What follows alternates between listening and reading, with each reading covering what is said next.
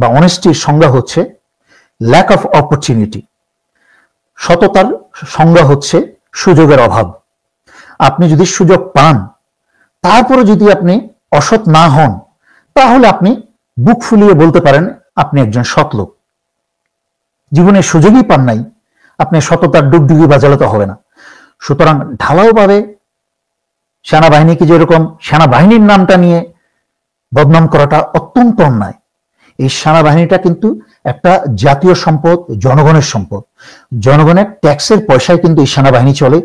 এই বাংলাদেশের স্বাধীনতা, সার্বভৌমত্ব এবং জনগণকে রক্ষা করার জন্য শত শত হাজার হাজার কোটি টাকা খরচ করে একটা প্রশিক্ষিত বাহিনী, তার মাঝখানে দুই চারটা চরিত্রহীন বদমাশ যদি অপকর্ম করে থাকে, তার জন্য সমগ্র সেনাবাহিনীকে দোষারোপ করা ভীষণ বড় অন্যায়। দ্বিতীয়ত, আমার গতকালকেও আমার কানে এসেছেন, একজনকে দেখেছি, যাকে আমি পছন্দ করি, কথাবার্তা পছন্দ হয়, কিন্তু তার মুখের থেকে এমন কিছু কথা শুনেছি যে আমার মনে কষ্ট লেগেছে, আমি অপছন্দ করেছি। অত্যন্ত আনপ্রফেশনাল। আমি এরকম একটা, যার নাম নেওয়াটা উচিত না বা ওই প্রসঙ্গটাতে চাই না, আপনি একটা মানুষের সমালোচনা করেন, তাকে কুকুর বেড়াল বলে তো ডাকার কোনো মানে হয় না। এতে তো আপনার কথা শক্তিশালী হয়ে যায় না। আপনি একটা সেনা প্রধানকে পশু পাখির সাথে কুকুর বেড়াল বলে ডাকছেন, তাতে কি আপনার কথাটা শক্তিশালী হয়ে যায়? তা তো হয় না। আপনি যদি অসভ্য নোংরা গালিগালাজ না দিয়ে কুকুর বেড়াল না বলে, কারণ সেনা প্রধান যখন বলেন এটা কিন্তু একটা পদ, কিন্তু জেনারেল ওয়াকার হচ্ছে একটা ব্যক্তি। সেনা প্রধান যেই পদটাকে গালি দেওয়া হচ্ছে, একটা যেই প্রতিষ্ঠান আছে, এরকম একটা বড় প্রতিষ্ঠান বাংলাদেশের, সেই প্রতিষ্ঠানের একটা সবচেয়ে বড় পদটাকে আপনি গালি দিচ্ছেন। তার মানে অতীতে যারা সেনা প্রধান ছিল এবং ভবিষ্যতে যারা সেনা প্রধান হবে, সবার চেয়ারের প্রতি গালিটা দিলেন। আপনি প্রধানমন্ত্রীকে একটা প্রধানমন্ত্রী বলে একটা অশ্লীল গালি দিলেন, গালিটা গেলে কিন্তু অতীতের প্রধানমন্ত্রী বহুমুখ সুমুখ। আপনি বলতে পারেন স্বৈরাচারী শেখ হাসিনা, হাসিনার নাম ধরে গালিটা দেন। আপনি চুপুর নামটা ধরে গালি দেন। আপনি প্রেসিডেন্ট বা রাষ্ট্রপতি বলে গালি দিলে কিন্তু ওই রাষ্ট্রপতির পদটার উপরে যায়। তাই আমার মনে হয় আবেগটাকে একটু নিয়ন্ত্রণ করে যারাই বিভিন্ন মিডিয়াতে এসে, সোশ্যাল মিডিয়াতে এসে কথা বলেন, আপনাদেরও কিন্তু একটা বিশাল দায়িত্ব আছে, কারণ আপনাদের কথাগুলো কিন্তু জনগণ শোনে। এটা হচ্ছে প্রথম কথা। সুতরাং আশা করি আপনারা সবাই শালীনতার সাথে, ভদ্রতার সাথে কথা বলবেন। আমি গতকালকে টরন্টো শহরে, গতকালকে না পরশুদিন আমি টরন্টো শহরে, আমি প্রতিদিনই যাই, বাইরে থেকে, বাসায় ইফতারি বানানো হয়, বাইরে থেকে আমি কিছু ইফতারি কিনে নিয়ে আসি, বিশেষ করে হালিম বা ইত্যাদি। আমি পরশুদিন গিয়েছিলাম টরন্টো একটা রেস্টুরেন্টে। সেখানে গিয়ে আমার একজন মুরব্বীর সাথে দেখা হলো। উনি আমাকে দেখেই উনি বললেন যে আপনার কথা শুনতে আমার খুব ভালো লাগে, অন্যদের কথা শুনতে পারি না, কারণ বউ বাচ্চা নিয়ে কথা শুনি, এই পিনাকি, তারপর উমুক সুমুক, খুব আজে বাজে গালিগালাজ দিয়ে কথা বলে, বউ বাচ্চা সামনে নিয়ে তাদের কথা শোনা যায় না। আপনার কথা আমার শুনতে ভালো লাগে। তা আলহামদুলিল্লাহ, আমি যে নীতিতে বিশ্বাস করি সেটা শুনে ভালো লাগলো, এবং আরেকটু বেশি সচেতন হলাম যে মুখ দিয়ে যেন যদি হঠাৎ করে বাজে কথা বেরোয় সেটাও আমার সামলে বলতে হবে। এবং যারা সাংবাদিক আছেন, এবং বিশেষ করে আমি স্বৈরাচারীর বিরুদ্ধে, আমি সাংবাদিক কনক সরোয়ার, সাংবাদিক ইলিয়াস, আমরা স্বৈরাচারী শেখ হাসিনার বিরুদ্ধে মিডিয়া যুদ্ধ শুরু করার পরে যারাই বিভিন্ন ইউটিউবার, তথাকথিত ইউটিউবার হয়ে যোগ হয়েছেন, প্রথম কথা হচ্ছে আপনারা একটা সংবাদ শুনলেই, সকল সংবাদই কিন্তু ব্রেকিং নিউজ না। একটা ব্রেকিং নিউজে আপনি চলে আসলেন, আর বাংলাদেশের সব মানুষ তো, আমি ঢালাওভাবে কিছু বলতে চাই না, বাংলাদেশের যারা সাধারণ মানুষ গ্রামেগঞ্জে, তারা কিন্তু এত, যেমন কেউ খুব ইংরেজিতে চিৎকার করে কথা বলেন, মানুষ বুঝুক আর না বুঝুক, আমি কিন্তু সবসময় বাংলায় বলার চেষ্টা করি, এমন ভাবে বলার চেষ্টা করি যেন সবাই বুঝতে পারেন। বাংলাদেশের মানুষ এত কষ্টের মাঝখানে 3 বেলা, তো দূরের কথা 2 বেলাও খেতে পারেন না, এরকম অনেক পরিবার আছে। আমার কাছে পরশুদিন একজন মেসেজ পাঠিয়েছে সাহায্য চেয়ে। আমি আল্লাহর রহমতে, আমি রমজান মাসে আমি বলতে চাই না কোথায় কি করি, বা তারপরেও একজন মানুষ আমি, আমার তো আমার বিশাল কোনো ইয়ে নাই যে আমি সবাইকে বিতরণ করে বেড়াবো, তারপরে যতটুকু পারি করি আল্লাহর রহমতে। কিন্তু পরশুদিন একজন পাঠালো সাহায্য করতে হবে, এই করতে হবে, তারপরে বললো যে তার কিডনিটা বিক্রি করতে চায়। আমি কি তাকে সাহায্য করতে পারি নাকি তার কিডনিটা বিক্রি করার জন্য? এটা কিন্তু সামান্য একটা অংশ বলছি। বাংলাদেশের কত মানুষ কত কষ্টে আছে যারা আমার কাছে পৌঁছাতে পর্যন্ত পারে না। তারা সারাদিন পেটটা খালি, কিন্তু বেলা শেষে যদি একটা সুসংবাদ ভালো সংবাদ শুনতে পায়, দুঃসংবাদ না দেই কিন্তু যদি একটা দুঃসংবাদকে হুঁশিয়ারি দিয়ে যদি বলি কার কি কর্তব্য দায়িত্ব বুঝিয়ে বলি, তাতেও কিন্তু বাংলাদেশের মানুষ একটু মনে শান্তি পায়, একটু আশার আলো দেখে। আপনারা আল্লাহর হস্তে দয়া করে এই যে তথাকথিত ইউটিউবাররা কোথায় কোথায় মিথ্যা প্রচার করা, গুজব প্রচার করা, নিজেরা ঘরের ভিতরে বসে বানিয়ে তথ্য প্রচার করা, একটাবার চিন্তা করেন তো আপনাদের কথার উপরে বাংলাদেশের মানুষের মনে কতটুকু প্রতিক্রিয়ার সৃষ্টি হয়। এটা কিন্তু বিশাল পাপ। আমি কিন্তু কনক স্যারের ভিডিওটা দেখে আমি পোস্ট দিয়েছি, আমি বলি নাই যে এটা সত্যি, আমি বলেছি যে সেনাবাহিনী মূর্খতার পরিচয় দিবে, সেনাবাহিনীর আত্মহত্যার সামিল হবে এরকম একটা সিদ্ধান্ত নিলে, যদি নেয়। এই কথাগুলো বলার উদ্দেশ্য হচ্ছিল, এবং আমি কয়েকজন সেনা অফিসারকে পাঠিয়েছি যারা চাকরিতে আছেন, যে এটা আত্মহত্যার সামিল হবে। তার মানে কি, তাদেরকে নিরুৎসাহিত করা জনগণের পক্ষে, দেশের পক্ষে। সেই জন্যই পোস্টটা দিয়েছিলাম। যখনই আমি নিশ্চিত হলাম এটা একটা ডাহা মিথ্যা কথা, এমন কোনো আলোচনাই হয় নাই, সাথে সাথেই আমি আবার জনগণকে জানিয়ে দিয়েছি যে আলহামদুলিল্লাহ এই রমজান মাসে এই সবে কদরের রাত্রে যেন বাংলাদেশের মনে একটা আল্লাহ দয়া করে শান্তি দেন। কিন্তু আমাদের দায়িত্ব আছে। আমি আজকের ভিডিওতে বলেছি যে ভারতের সব হারিয়ে আন্তর্জাতিক ষড়যন্ত্র এবং আভ্যন্তরীণ ষড়যন্ত্রে ব্যর্থ হয়ে ভারত চেষ্টা করছে বাংলাদেশে একটা জঙ্গি নাটক করার জন্য, একটা জঙ্গি উপস্থাপনা করার জন্য। তাই আপনাদেরকে সারা বাংলাদেশের চতুর্দিকে যেখানে গণজমায়েত আছে, যেখানে মানুষ আছে বেশি, সেটা হোক মুসলমানের, সেটা হোক হিন্দুদের, যাদেরই হোক, আপনাদেরকে খুব সচেতন থাকতে হবে। কোনো অপরিচিত সন্দেহজনক মানুষ দেখলেই তাদেরকে ধরে ফেলতে হবে, ধরে আইনের হাতে হস্তান্তর করতে হবে। এবং আমি ছাত্রনেতাদের উদ্দেশ্যে বলছি, তোমাদেরকে আমি যেই দিন তোমরা এনসিপি করেছো, আমি কিন্তু একটা ভিডিও করে তোমাদের জন্য আমি নিবেদিত করেছিলাম, উৎসর্গ করেছিলাম, তোমাদেরকে উপদেশ দিয়ে, নির্দেশনা দিয়ে। দেখো, হাসিনার মতো একটা বদ মহিলাও কিন্তু 16 বছর দেশ চালিয়েছে, তার কিন্তু সাংঘাতিক শক্তিশালী শয়তান কতগুলা উপদেষ্টা ছিল। গওহর রিজভী, তারপরে আরো কতগুলা ছিল না, মানে যেগুলো হচ্ছে কি বলে এটাকে, শিক্ষিত শয়তান যাদেরকে আমি বলি। বিভিন্ন আন্তর্জাতিক বিশ্ববিদ্যালয় থেকে পড়াশোনা করে এসেছে, এই যে তৌফিক ইলাহি, গওহর রিজভী, তারপরে আরেকজন ছিল মারা গেছে ইস্টিমাম। স্বৈরাচারী শেখ হাসিনা কিন্তু নিজেই একটা শয়তানের কৌটা, তার মাঝখানে সে কিন্তু একা চলতে পারবে না, সেই জন্য কিন্তু কিছু উপদেষ্টা রেখেছিল, শয়তান উপদেষ্টা রেখেছিল। তোমরা তো একটা ভালো উদ্দেশ্যে দল করেছো, তোমাদেরও তো কিছু উপদেষ্টার দরকার আছে। আমি বলছিলাম তোমাদের আল্লাহর রহমতে আল্লাহ আমার জন্য যথেষ্ট, কিন্তু তোমাদেরকে সাহায্য করার জন্য, তোমাদেরকে উজ্জীবিত করার জন্য এত বছর ধরে কাজ করছে এই দেশের সাথে, জনগণের সাথে। যদি মনে হয় মাঝে মাঝে বড় ভাইদের যারা যোগ্য মনে করো তাদের কথাগুলো একটু শোনো। নিজেদেরকে যদি এই বয়সে এখনো কিছু দেখো নাই, নিজেদেরকে মনে করো সব বুঝো, তাহলে কিন্তু শুরুতেই ধরা খাবে, যেটা এখন হচ্ছে। তোমাদেরকে প্রথমেই উপদেশে বলেছিলাম যে তোমার নিজের যে চেইন অফ কমান্ডটা মেনটেন করবে, যারা উপরের লেভেলের নেতা আছে তাদের কথা তোমরা শুনো, শৃঙ্খলা বজায় রেখো। সিভিল অথবা মিলিটারি অথবা রাজনৈতিক সংস্থা হোক বা সংঘ হোক, শৃঙ্খলা হচ্ছে এই প্রতিটা সংঘের মাঝখানে একটা শক্তিশালী আঠা। যেই শৃঙ্খলা না থাকলে সেই সংঘ ধূলিসাৎ হয়ে যাবে, ভেঙে পড়বে। এই এনসিপির বর্তমান যে অবস্থা দেখছি, শুরুতেই শৃঙ্খলার অভাব, এখনো সময় আছে, ভেঙে পড়েনি। এটা একটা বিরাট বড় ধাক্কা। এই ধাক্কার থেকে তোমরা শিক্ষা নাও এবং সেই শিক্ষা নিয়ে আগে বাড়ো। এখানে তোমাদেরকে মনে রাখতে হবে, হাসনাতকে ছোট করা যাবে না। সে একটা অল্প বয়সের যুবক, সব মানুষের মন কিন্তু একরকম কাজ করে না। আমাদের যখন মিলিটারিতে নেওয়া হয় তখন কিন্তু প্রশিক্ষণ দিয়ে দিয়ে শক্ত করা হয়, তারপরে অনেকেই শক্ত হতে পারে না, তারাও কিন্তু বেশি দিন টেকে থাকতে পারে না। সুতরাং কারণ মন নরম, সহজ সরল সৎ, সরাসরি বলে দিয়েছে, এবং কিভাবে বলেছে হুবহু কথাটা হয়তো সেভাবে বলতে পারেনি। আবার সার্জিস অনেকটা ডিপ্লোম্যাটিক্যালি কথাটাকে সে আবার কারেক্ট করার চেষ্টা করেছে। যাই হোক, হোয়াট এভার ইট ইজ, আমি সেটা নিয়ে বসে থাকতে চাই না। আমাদের দেশে অনেক বড় বড় সমস্যা আছে, এটা নিয়ে বসে থেকে সময় নষ্ট করার সময় নেই।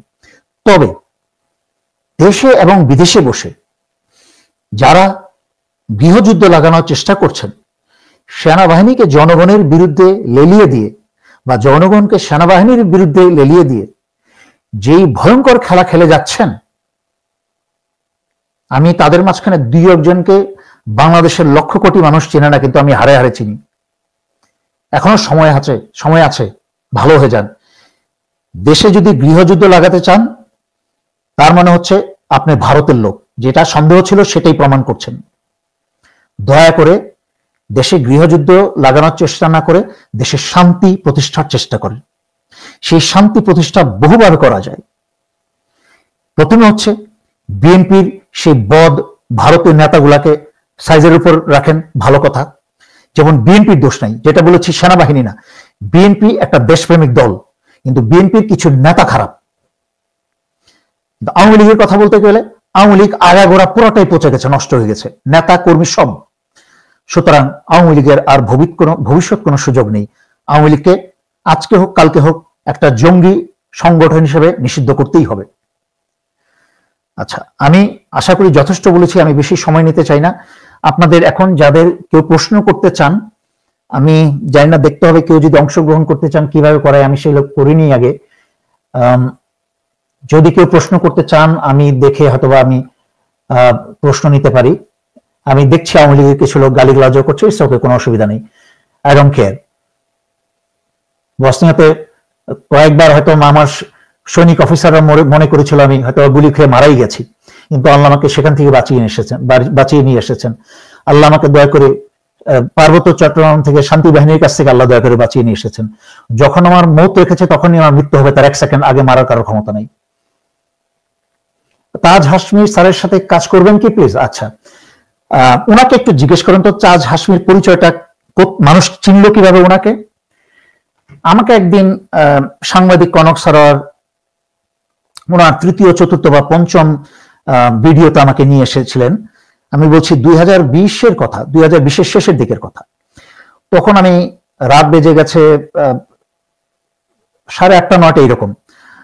তখন আমি কনক ভাইকে বললাম, কনক ভাই, আমি একজন ব্যক্তিকে চিনি যিনি বহু বছর ধরে আমার ফেসবুকে আছেন, মাঝে মাঝে একটু উল্টাপাল্টা পোস্ট দেন, হাসিনাকে বেগম জিয়াকে গালিগালাজ করে।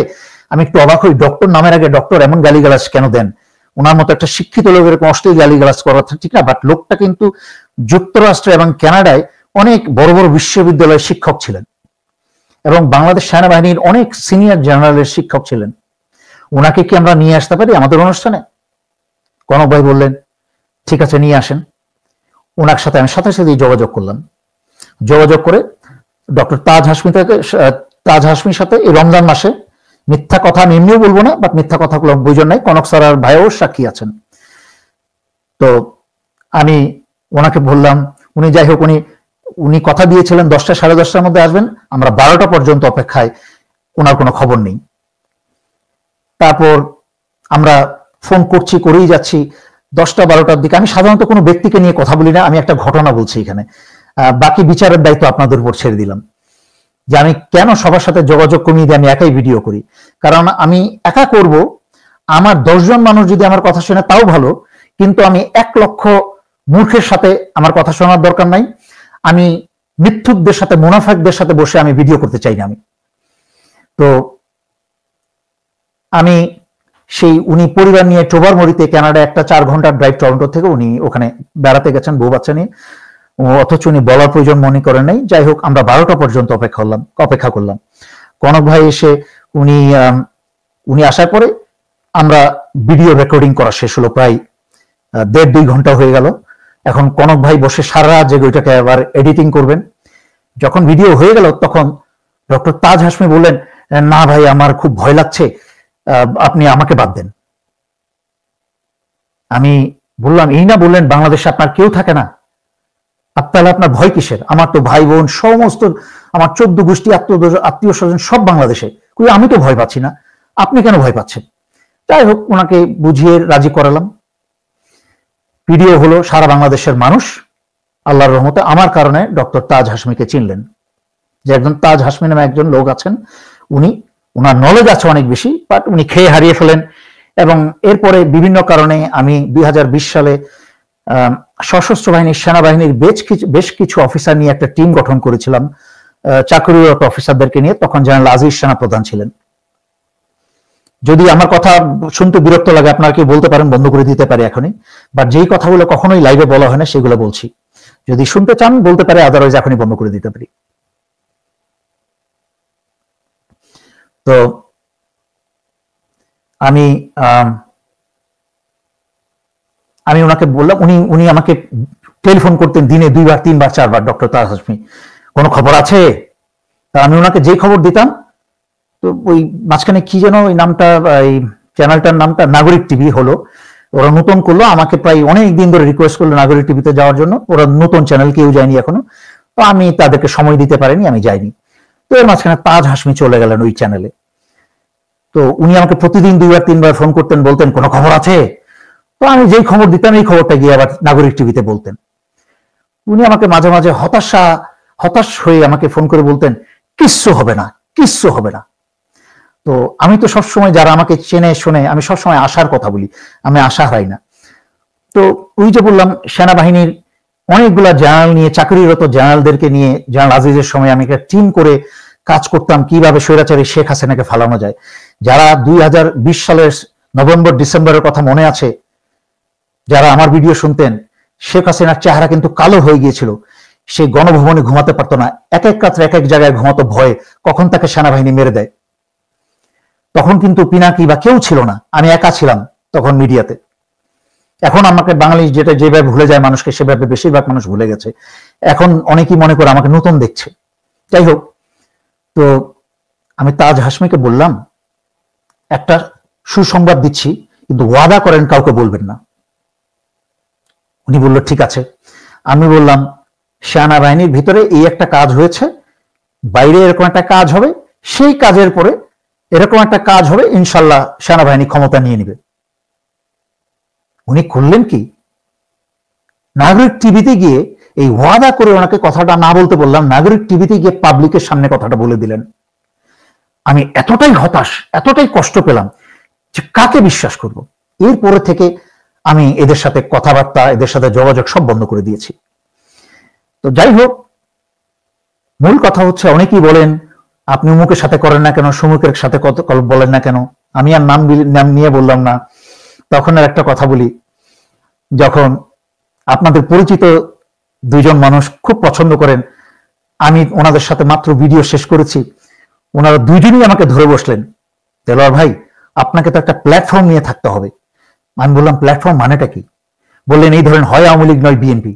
আমি তারেক রহমানের সমালোচনা করেছিলাম, এই জন্য ওনাদের কষ্ট লেগেছে, ওনারা 2 জনই আমাকে ধরে বসেছেন। এখন কিন্তু ওনারাই তারেক রহমানকে বা বিএনপিকে ঝাড়েন সকাল বিকাল। তখন আমি কিন্তু তখন থেকে এত বছরে কোনোদিন আমার নীতি বদলাই নাই, সেই নীতিতেই আছি।